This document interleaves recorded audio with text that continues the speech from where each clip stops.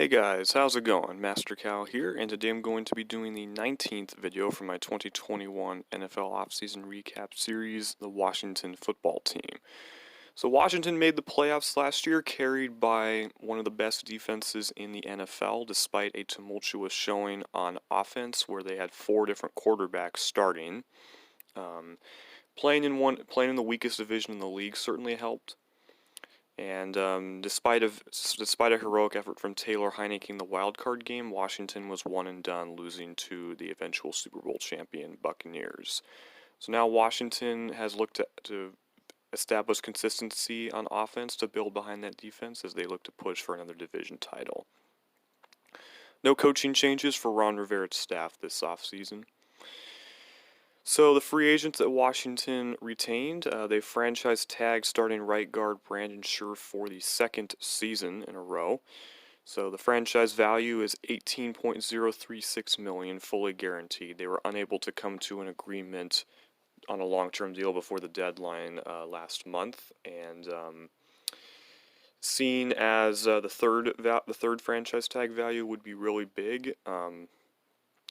It's going to be pretty difficult for Washington to retain him because Washington basically had to give him a pretty large contract for a guard to retain him because of that value of that franchise tag. And since the third value is just such an exorbitant amount, it sounds more likely than not that Scherff will test the open market. And as long as he's healthy this year, which he does get dinged up a lot during his playing years, he has been dinged up a lot.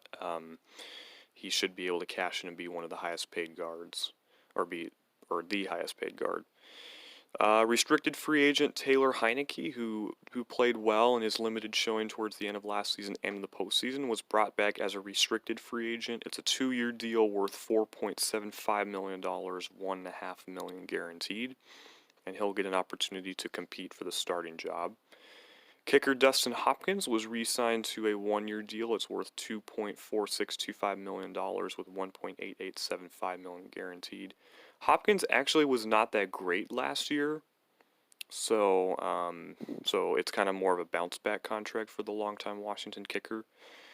Receiver Cam Sims was brought back as a restricted free agent at the original round level, 1 year, $2.133 million with no guarantees. And Sims is a guy who's worked hard to make the roster, undrafted free agent. He's been cut multiple times on and off of practice squads, but he was able to have a solid season last year in a Washington room that didn't have a lot of receiver talent last year. Veteran running back Lamar Miller signed a 1-year deal worth $1.2125 million, $137,500 guaranteed. Miller last year, he suffered a torn ACL during the 2019 preseason, his final year in Houston, and that was a contract year for him. He went unsigned up until I believe he signed out of the Chicago Bears practice squad during the 2020 season, and then I don't remember if Washington poached him off of Chicago's practice squad or if Chicago released him and Washington signed him to their practice squad before promoting him later in the year. But Washington's bringing him back to give him an opportunity on their 90-man roster this year. Swing tackle David Sharp, who Washington acquired in a small trade with the Las Vegas Raiders before the start of last season, was brought back on a 1-year deal worth $1.1275 million, $137,500 guaranteed. Linebacker Jared Norris was re-signed to a 1-year deal worth $1.1275 million, $137,500 guaranteed. Cornerback Danny Johnson, they non-tendered him as a restricted free agent, but re-signed him for a value less than the tender. 1 year, $1.035 million, $115,000 guaranteed. And exclusive rights free agent quarterback Kyle Allen, who they acquired last offseason from the Carolina Panthers, was re-signed to a 1-year deal worth $850,000 with no guaranteed money. And he could also be in the mix to start. Onto their free agent signings. They signed former Bengals first-round pick corner William Jackson III to a 3-year contract worth $40.5 million, up to $42 million. $26 million of it is guaranteed, $21 million fully guaranteed at signing. Jackson has flashed high-end cornerback 1 ability. He has been inconsistent, and he's also dealt with injuries throughout his Bengals tenure. So it's a pretty nice contract for him. It's a little bit less than what Shaquille Griffin, who has a higher floor but a lower ceiling than Jackson got from the Jacksonville Jaguars, but um, still a decent deal for Washington.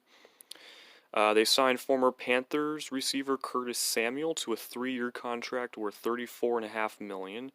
It's up to $35.25 million, $23 million guaranteed, $21.5 million fully guaranteed at signing. The former Ohio State do-it-all receiver had his best season yet as a pro after 3 underwhelming seasons in his first 3 years in the league. But he was very good for Joe Brady's offense as a receiver, also as a runner, bringing his speed to the table. And one of many Panthers that Ron Rivera has brought in the past few years since he took, or the past couple of years since he took over as the head coach at the beginning of last season. They signed veteran journeyman quarterback Ryan Fitzpatrick to a 1-year deal. It's worth $10 million, up to $12 million, $6 million guaranteed. It seems like this guy has gotten better towards the end of his career, as he was pretty decent the past couple of years with the Miami Dolphins, despite losing the starting job last year to Tua Tagovailoa. And as long as he isn't turning the ball over, he's a very competent quarterback, and he's considered the front runner to start. Although Heinicke and Allen will certainly be able to challenge Fitzpatrick for the starting job, especially during the season if Fitzpatrick does struggle with turnovers. They signed former Bears left tackle Charles Leno Jr. to a 1-year deal worth $4 million, $3 million guaranteed. He was released by Chicago after the draft. And the former 7th-round pick has long been a dependable starter at left tackle. He's always available, and he's closer to solid than great, but Washington will take that after not getting great left tackle play the last couple of years because of the Trent Williams situation. He held out of the 2019 season, and then he got traded, and then Washington traded him during last year's draft of the 49ers. They signed former Patriots, Jets, and Lions corner Darryl Roberts to a 1-year deal worth $1.595 million with $630,000 guaranteed. He's an experienced starter, but not that great. They signed former Dolphins safety Bobby McCain to a 1-year deal worth $1.475 million, $450,000 guaranteed. He had been released by Miami after the draft. They signed former Buccaneers and Titans receiver Adam Humphries to a 1-year deal worth $1.19 million, $150,000 guaranteed. Humphries was released by Tennessee after 2 injury-plagued, underwhelming seasons. So he was pretty solid when he was with the Buccaneers, but was a non-factor with the Titans, and he'll hope to rebuild his value with Washington.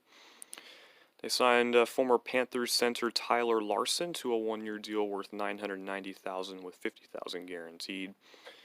They signed former Giants Panthers linebacker David Mayo to a 1-year deal worth $990,000, no guarantees. He was released by New York this offseason. Despite a pretty solid showing in 2019, he was injured and lost the starting job in 2020. They signed linebacker Joe Walker, former 49er, former Cardinal, former Eagle, to a 1-year deal worth $990,000, no guaranteed money. They signed former Chiefs, Browns, and Cardinals tight end Ricky Seals-Jones to a 1-year deal worth $990,000. Wide receiver DeAndre Carter, former Bear and Texan, they signed to a 1-year deal worth $970,000.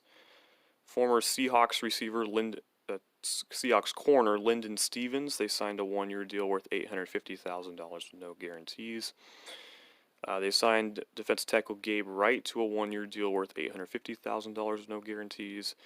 Offensive lineman Najee Toran, who opted out of last year, signed a 1-year deal worth $780,000, no guarantees. Now, for whatever reason, he has not reported to training camp.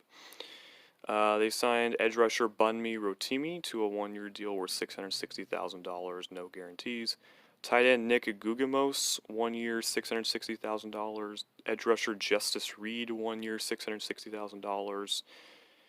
They recently signed John Toth, but the contract details are not available as of yet. And then a couple of waiver claims, center Bo Ben Shawel from the Houston Texans and safety Chris Miller from the Arizona Cardinals. For their cuts, they had a lot of them. So they released Alex Smith, who played competently last year after Dwayne Haskins fizzled out, but he was also injured.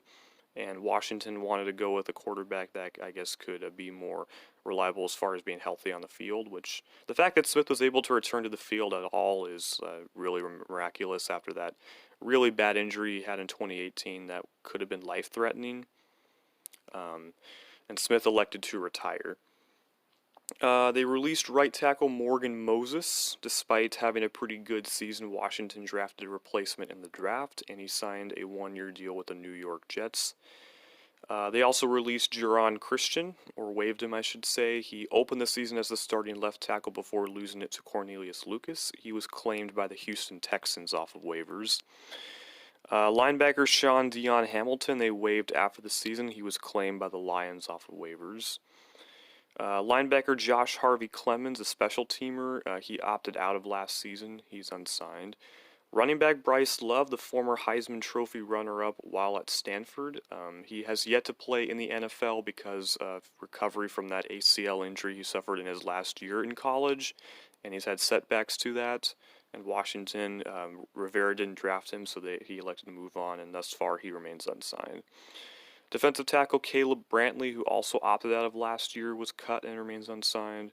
Receiver Emmanuel Hall, who was kind of hyped as a priority undrafted free agent of, I think, the Buccaneers, but he's bounced between several teams. He's been injured as well. He's unsigned. Tight end Thaddeus Moss, the son of Hall of Famer Randy Moss. He missed all of last year due to injury, was waived and was claimed by the Bengals off of waivers, reuniting him with Joe Burrow, his LSU teammate.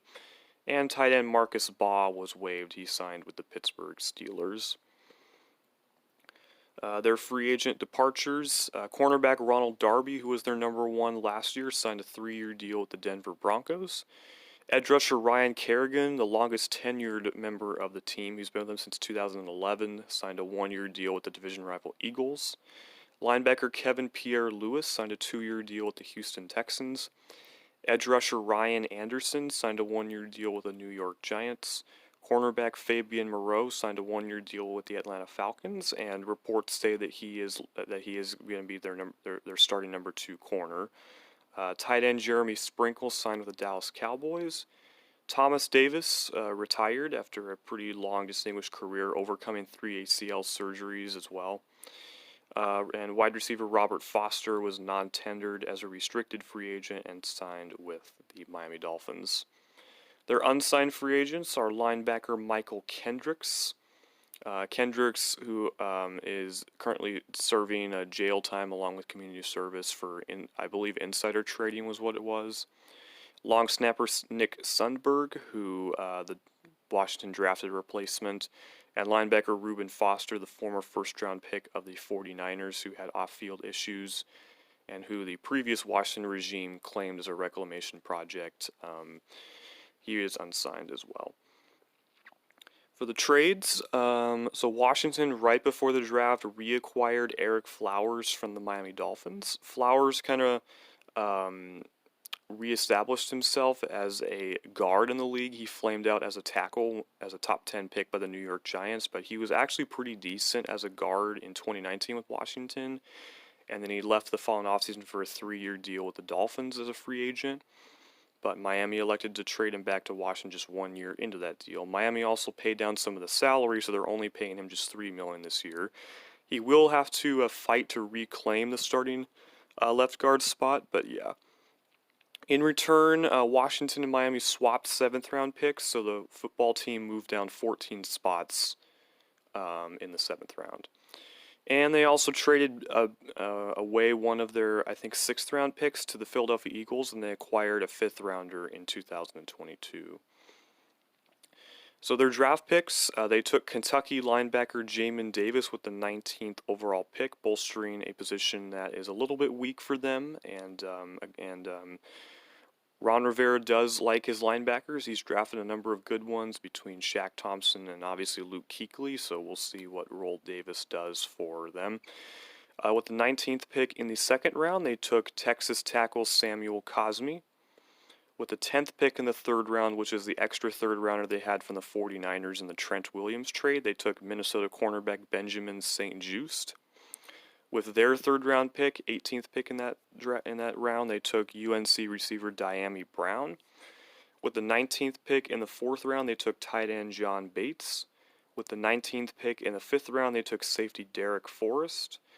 With the 12th pick in the seventh round, they took edge rusher Will Bradley King. With the 18th pick in the 7th round, they took edge rusher Shaka Toney. And with the 30th pick in the 7th round, they took wide receiver Dax Milne. Washington has signed 2 of their players to extensions. Both of them would have been free agents after the season. 2017 first-round pick, former Alabama defensive tackle Jonathan Allen signed a 4-year extension through the 2025 season. It's worth $72 million, $35.6 million guaranteed. A bit over $33 million is fully guaranteed. And he's been one of the more, I'd say, underrated interior defensive linemen in the league, and now he gets a contract that's top 5 in terms of annual average per year at his position. And tight end Logan Thomas, who has made a successful conversion from quarterback to tight end and had a pretty solid season last year, signed a 3-year extension through the 2024 season. It's worth $24.065 million, so just over $8 million a year. $8.1 million of it is fully guaranteed. And then as far as injuries go, Samuel is dealing with a groin injury, and he's on the physically unable to perform list. He recently was activated off the COVID-19 list, but he remains on the PUP list, and there isn't a timetable for his return yet. They're hopeful for him to maybe be able to play at least a little bit in the preseason, but Washington's hoping that one of their best offseason acquisitions doesn't have to miss too much time. All right, so my thoughts on Washington's offseason. I thought they did a pretty good job. They bolster one of the weakest spots on their roster in wide receiver by adding a bunch of guys there between Samuel and Brown and Humphreys and whatnot. So Terry McLaurin will be getting some help on the outside. And they added some depth to their defense, and without having to implement new systems, it'll be second year for offense and defense. I think they'll be a lot more consistent this year, and the division is still winnable. It's going to be pretty closely contested again. I don't think it'll be the dumpster fire that it was last year, but it will be certainly pretty close. The positions of need, I listed quarterback for Washington, and they certainly addressed that by adding Fitzpatrick and also bringing back Heinicke and Allen. I listed tight end, but Logan Thomas had actually had a pretty good season, and Washington decided to reward him rather than perhaps go for an upgrade. They did add depth behind him by spending a draft pick on one and adding Seals Jones, so I'd count that as addressed. For cornerback, they did add William Jackson, who will replace Ronald Darby. And they're kind of similar, I guess. Both of them have had injury concerns. I'd say Jackson is a little bit better than him, as he's had higher highs than Darby, and he's also a bit younger, as Darby's been in the league, I think, a couple years longer than Jackson has. And they're also going to rely on some of their younger options for competing for roles. And then the offensive line, they had multiple positions of need up there. They definitely addressed that. They brought back Scherf. They brought in Leno and Cosme and reacquired Flowers. So yes, they reinforced the O-line. For secondary needs, I listed receiver, linebacker, and left tackle specifically. So left tackle, yeah, with Leno. Receiver, they definitely really addressed that. They did a really good job there. And then as far as linebacker goes, yeah, they addressed that by adding Davis. So so Washington had a pretty good offseason, and I'm going to give them a B+ of an offseason. The only thing that's kind of stopping it is the fact that they don't really have a long-term quarterback option. And if Heinicke and Allen aren't able to show that they can be long-term quarterbacks, Washington may have a tricky time and may have to give up a lot of future assets to potentially move up in the draft and get a young quarterback. On the other hand, though, if they're able to continue to build up this really good team on both sides of the football, having a good team for a young quarterback to step in could certainly be a good thing. So It all depends, I guess, on how deep of a playoff run Washington does make this year, if they do make the playoffs at all. But in my opinion, I think they will win that division. I think they're better than the Cowboys and the Giants. They certainly have fewer question marks than both of those teams. So, yeah.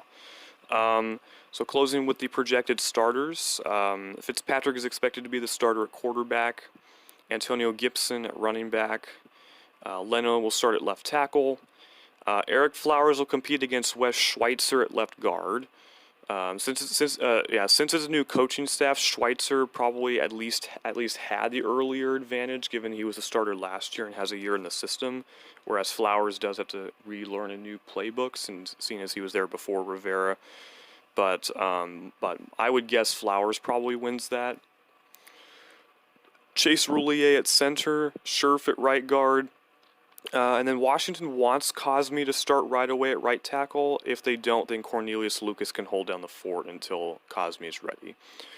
For wide receiver, I'm going to have McLaurin, Samuel, and then I'll have the number 3 spot is going to be a competition, I think, between Humphreys, Antonio Gandy-Golden, Kelvin Harmon could be in the mix, and of course Diami Brown. Logan Thomas will be a tight end. The defensive line will be Chase Young, Jonathan Allen, Deron Payne, and Montez Sweat, the same as last year. Linebacker, John Bostic, Davis, and Cole Holcomb. Cornerback, William Jackson will be the 1. It sounds like Kendall Fuller might be an outside corner, and then there's been a lot of buzz about Jimmy Moreland possibly winning the nickelback role. And then safety will be Landon Collins, who is practicing, coming off that torn Achilles from last year. And then the number 2 safety will either be between Bobby McCain or possibly Cameron Curl. So that's going to do it for this video. I hope you guys enjoyed, and stay tuned for the next off-season recap video.